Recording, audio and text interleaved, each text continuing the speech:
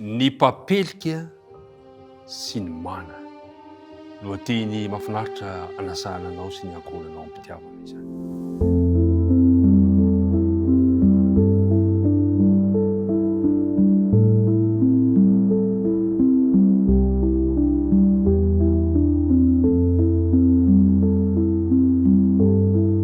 Miaraba antsika rehetra indray tafahoana soamantsara indray amin'ny alazo fandarana izao.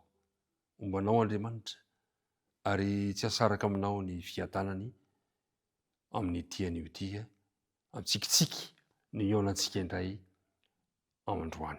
Ndeha hivavaka isika ankehitriny. Andriamanitra ray be fitiavano, misaotranao ny fitantananao anay sy ny indrafonao ka mbola tafaraky eto indray izay androany. Tsy herinay izany natanjakay fa noho ny fahasoavanao. Misaotra Tompo tamin'ny fitantanana rehetra.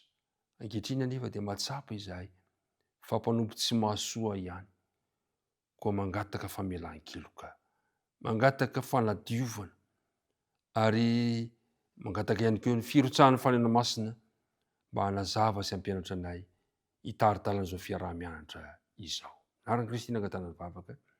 Amen. Omaly hitatsika ny fimonomonona ny vahoakan'Andriamanitra. Dia ny fidiran'Andriamanitra antsehatra. Kanefa dia amin'ity androany ity koa dia indrisy fa miverimberina manerana ny tantara ny fikomina sy ny fimonomononana. Verimberina hatrany hatrany ny fanadinoan'ny olona namonjen'Andriamanitra tamin'ny tana maheran'Andriamanitra ny lasany rehetra ka namahan'ny olona. Mampalahelo fa navelan'izy ireo hanajamba ny tenany tsy ahitany tanjona fara sy ny hoavy mamirapiratra nampanantenan'Andriamanitra azy ireo olana teo anoloany. Indrisy fa mateti-pitranga amintsika ankehitriny vahoakan'Andriamanitra koa izany toe-javatra izany. Zay no dinihitsika indray androany. Andeha hojerevantsika aloha ny andinina atao tadiana Exodus 4:9 ka ny andininy 7:7 manao hoe: ary hoy Jehova tamin'i Mosesy, mandra-paoviana no andavanareo sy tandrona ny didiko sy ny lalako. Saino fa Jehova nanome anareo Sabata, koa izany nanomezany anareo mofo ampy ho indroandro amin'ny andro fahaenina. Koa aoka tsy hiala amin'ny fitoeranareo avy ianareo, ary aoka tsisy hiala amin'ny fitoerana amin'ny andro fafito. Dia nitsahatra ny olona tamin'ny andro fafito. Ry mpiara-midinika namana, 2 volana zay no niala avy tany Egypta ny zanak'Israely. Ary tamin'ny andro 5 andro faharoa volana nialana tany anefitra io, tany Egypta io, dia nifindra indray ny vahoakan'Andriamanitra ka tonga tao amin'ny efitra Sina izy ireo. Inona ny zavatra nitranga indray? Indro indray ilay vahoakan'Andriamanitra fa nimonomonina tamin'ny Mosesy sy Arona. Nimonomonina ny fiangonana. Mandra-paoviana no imonomonina ity vahoakan'Andriamanitra ity. Efa nitantan'Andriamanitra fa mbola monomonina ihany. Impirimpiry ny monomonina. Dia zao ny voalaza amin'ny andininy 7 amin'ny toko 4:9. Zao ny fimonomonana nataon'izy ireo ka nanao taminy hoe: inay ane izay mba maty ny tanan'i Jehova tany amin'ny tany Egypta, raha nipetraka teo amin'ny fandrahoan-kena ka nihinana ho voky, fa nitondra anay nivoaka ho aty anefitra ianareo afaty mosary izao fiangonana rehetra izao. Inona zany nampalahelo-n'izy ireo? Natsiaron-dray izy. Inay ane izay maty tany Egypta, aleonay maty voky. Toy iteny amin'izany hoe maty voky tany, zay maty noana. Resaka sakafo izy ty. Mampalahelo fantatsika tsara fa anisan'ny tantara betsaka nalavo nitondra fahalavona ny resaka sakafo. Tao Edena. Dia nifandray tamin'ilay fihinanana ny voan'ilay hazo fahalalana tsara sy ny ratsy ny fahalavona voalohany azon'ny olombelona. Fantatsika tsara ihany koa Fa rehefa nalay-panatany anevina Jesosy dia momba ny sakafo ny famelezana voalohany ataony Satana azy. Tsy adinontsika ihany koa fa very ny fizokiany Esau noho ny fitiava-komana tsy voafehy sakafo sy zava-pisotro.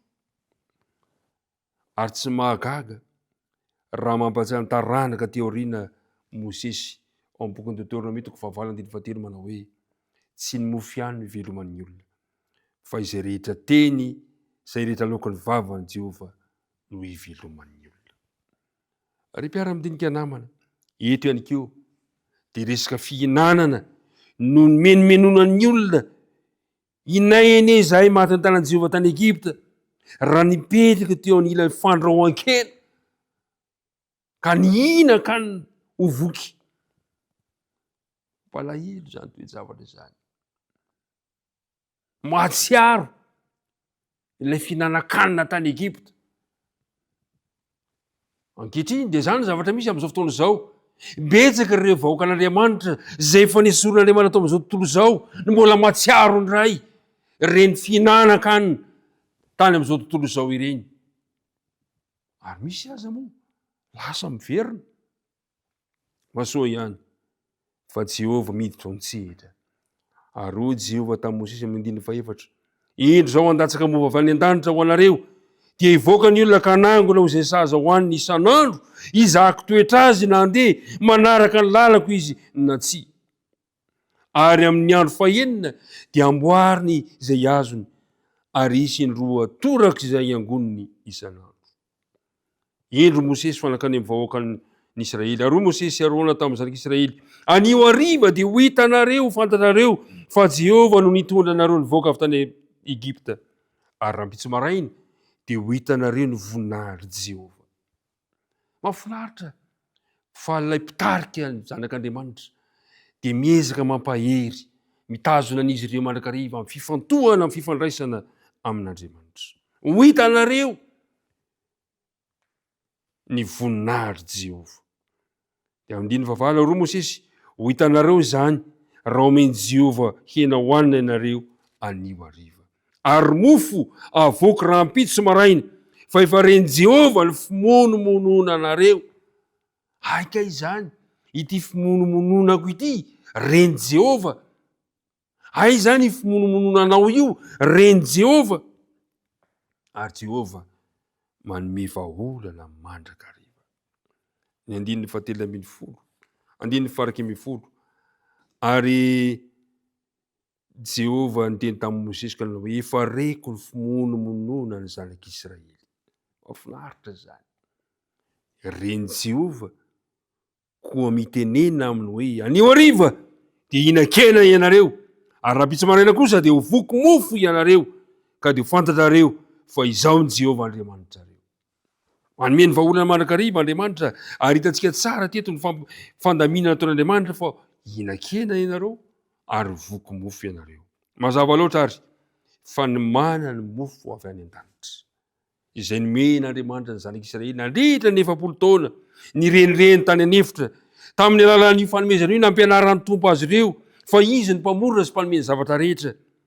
Nentin'Andriamanitra ihany koa ity fanomezana sakafo ity ny amin'ny fomba fitandremana ny sabatany Jehovah ka nidirany an-tsehatra amin'ny fandrotsahana ny mana tamin'ny fomba mahagaga. Inona ny zavatra nitranga? Inona tokoa ny zavatra nisy? Zao ny fandaminana napetraka Mosesy. Zao ny fandaminana napetraka. Hoy izy hoe, ary no ny hariva dia niakatra ny papelika ka rakotra azy ny toby, ary no ny maraina dia nisy ando manodidina ny toby, ary no ny ala ny ando dia indro nisy zava-madinika boribory tany anefitra madinika toy ny fanala tamin'ny tany. Ary rehefa hitan'ny zanak'Israely zany dia fanontany izy hoe ino ny tony satria tsy fantany. Ary hoy Mosesy taminy, itony ny mofo nomeny Jehovah ho fihinanareo. Izao no tena andidiany Jehovah. Samy manangona azy ianareo arak'izay tokony ho alaninareo, dia erany vata homera isan'olona araka ny isanareo. Dia nanao izany ny zanak'Israely, ary samy nanangona, ny sasany nanangona be, ny sasany kely kosa. Ary Mosesy taminy amin'ny 7:20, aza mamela sisa ho tramaraina. Kanefa tsy nanaraka ny tenin'i Jehovah, tsy nanaraka ny tenin'i Mosesy izy, fanamela sisa tramaraina dia niteraka olitra zany ka maimbo. 20 ary nanangona namany isa-maraina ny olona dia samy araky ny mifihinany avy ary nafana ny andro dia levona ireny. Ary no tamin'ny andro fahenina dia nanangona avy sasaka noho n'isan'andro ny olona dia indroany vatao mera. 20 ary hoy Mosesy tamin'ny olona zao lazainy Jehova, rampitso dia tena fitsarana masina ho an'i Jehova, sabata rampitso koa manandasa zay endasinareo ary mandraho zay andrahonareo ary zay sisa rehetra dia avelao anareo ho terizina ho tramaraina. Dia namela zany ho tramaraina ny olona arak'izay nandihy Mosesy ary tsy mba maimbo na niteraka olitra izany. Ary hoy Jehova, hany reny anio fa sabata ho an'i Jehova anio, ka anio dia tsy ahitanareo azy any an-tsaha. Ine manao nanangonanareo azy fa sabata ny andro fafito ka dia tsy hisy amin'izany. Ary noho tamin'ny andro fafito dia nisy olona nivoaka anangona fa tsy nahita na dia kely akory azy. Jehova efa niteny fa sabata rampitso, tsy misy rampitso fa saingy indrisy mbola misy ihany na dia nivoaka sabata andeha hitady sakafo ho azy. Fa saingy zavatra antrany tsy nahita izy. Ary zay nahatonga Jehova tamin'ny andinina tao tadina hoe, mandra-pahoviana no andava anareo tsy hitandrona ny didiko sy ny lalako. Petraka amiko koa zany fanontaniana izany. Mandra-pahoviana no andava an'izao taranaka izao mididin'Andriamanitra sy ny lalàn'Andriamanitra. Dia hoy Jehova, sainy fa Jehova nanome anareo ny sabata. Jehova no nanome anareo ny sabata. Nisy fahagagana evana zany mitranga eto. Voalohany, nomena anjara sahazavy isan'andro ny olona. Faharoa, avroeny isaky ny zoma. Fahatelo, tsy simba ny mana zay noterizina zoma alina ka hatramin'ny sabata maraina. Fahaefatra, tsy nisy manana latsaka tamin'ny sabata. Nataon'Andriamanitra reny rehetrarehetra reny, reny fahagagana reny mba hatsiarovan'ny olona fa andro sabata dia fankalazana fahasaran'Andriamanitra.